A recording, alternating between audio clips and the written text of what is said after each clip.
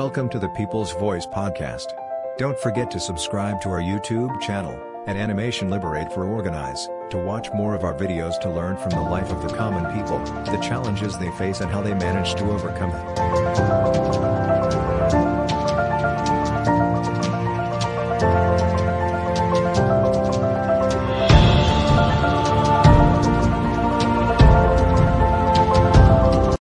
আলোর ধারাবাহিক অনুষ্ঠান জনগণের কথার নতুন একটি পর্বে আপনাদেরকে স্বাগতম। আপনাদের সাথে আছি আমি মাহবুবুর রশিদ। আজকে আমরা এসেছি লক্ষ্মীপুর সদর উপজেলার ৬ নং বাঙ্গাখাই ইউনিয়নের উত্তর হবুলডরি গ্রামে। এখানে আমরা কথা বলবো একজন অসহায় হতদরিদ্র অসুস্থ বৃদ্ধার সাথে। বৃদ্ধা খুবই অসুস্থ। ওনার যে আত্মীয় স্বজন আপনজন আছে ওনারা বিত্তবান হওয়া সত্ত্বেও ওনারা কেউ বৃদ্ধার খোঁজ খবর নেয় না। বৃদ্ধা যে যতদিন সুস্থ ছিল উনি মানুষের কাছে চেয়েছে, মানুষের দ্বারে গিয়ে গিয়ে মোটামুটি জীবন ধারণ করেছে। উনি থাকে না আরেকজনের জায়গায়। এখন উনি খুবই অসুস্থ। তো বৃদ্ধার এই সমস্যাগুলোর কথা আমরা এই বোনের মুখ থেকে শুনবো। বৃদ্ধা কানে শুনে না, এই জন্য বৃদ্ধার পক্ষ থেকে বোন প্রতিবেশী ওনার কাছ থেকে বৃদ্ধার কথা শুনবো আমরা। আসসালামু আলাইকুম। ওয়ালাইকুম সালাম। কি নাম আপনার? ফতিজা বেগম। আর বৃদ্ধার কি নাম? জনক বানু। আচ্ছা, এই বৃদ্ধার পরিবারের সদস্য কয়জন? 7 জন। আচ্ছা, ওনার স্বামী নেই? জি না। ছেলেরা কয়জন? ছেলে 4 জন, মেয়ে 3 জন।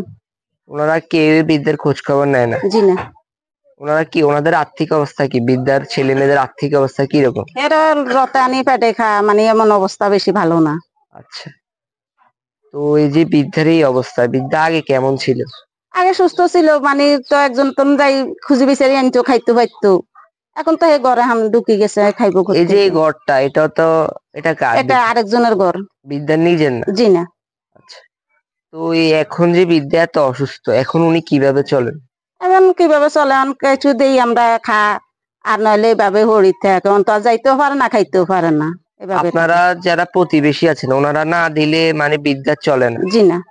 আচ্ছা, তো এই যে বৃদ্ধা এত অসুস্থ, চিকিৎসার কোনো ব্যবস্থা হয়? জি না, চিকিৎসার কোনো ব্যবস্থা খাইতে পারে না, চিকিৎসার ব্যবস্থা হইব কোত্থেকে? এভাবে পড়ে থাকে ঘরে? জি।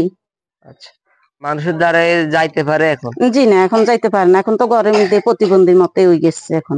আচ্ছা, তো বৃদ্ধা কি কোনো সহায়তা পান বা সরকারের পক্ষ থেকে কোনো প্রতিষ্ঠানের পক্ষ থেকে কোনো সহায়তা পেয়েছেন? জি না, এখনো পান নাই কোনো সহায়তা।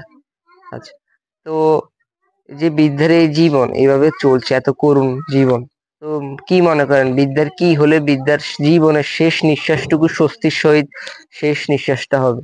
অনবিদ্যাদের নামে একটা ঘর দিলে মানে একটু ভালো হইতো। অনেক হেটারা যদি এই ঘরে আসি যায় তাহলে তো এর বুদ্ধে থাকতে পারতো না। তো কথাচার করবো, আরো বুড়ো হয়ে যাইতেছে, কথাচার করবে, এগুলো কি আরেকজন আপনার কি সহ্য করবেন নি? তাইলে এরা যদি একটা ঘরের ব্যবস্থা করে দিতেন তাহলে হে ঘরের মধ্যে পড়ে থাকতো, মানে আর ইয়ে হতো না, কোন একটু চালাকান টানাই হে থাকতে হইতো। কিছু কথা বুঝুন না, একটা ঘরের ব্যবস্থা করলে মানে হে ভালো হইতো। একজনের ঘরে কয়দিন থাকবো? আপনাকে বৃদ্ধার পক্ষ থেকে কথা বলার জন্য ধন্যবাদ। তো সুপ্রিয় দর্শক, তো আমরা শুনেছি বোনের মুখ থেকে এই যে বৃদ্ধার শোনার কথা। এখন ওনাদের ভাষ্যমতে যদি বৃদ্ধার একটু ঘর হতো, চিকিৎসার জন্য কিছু ব্যবস্থা করে দেওয়া হতো, তাহলে এই বৃদ্ধা অসহায় উনি জীবনের শেষ নিঃশ্বাসটুকু স্বস্তির সহিত ফেলতে পারতেন আর কি। তো এই ছিল আজকের এই পর্বে। দেখা হবে অন্য কোনো জায়গায় অন্য কোনো পর্বে। এতক্ষণ আলোর সাথে থাকার জন্য ধন্যবাদ। আসসালামু আলাইকুম।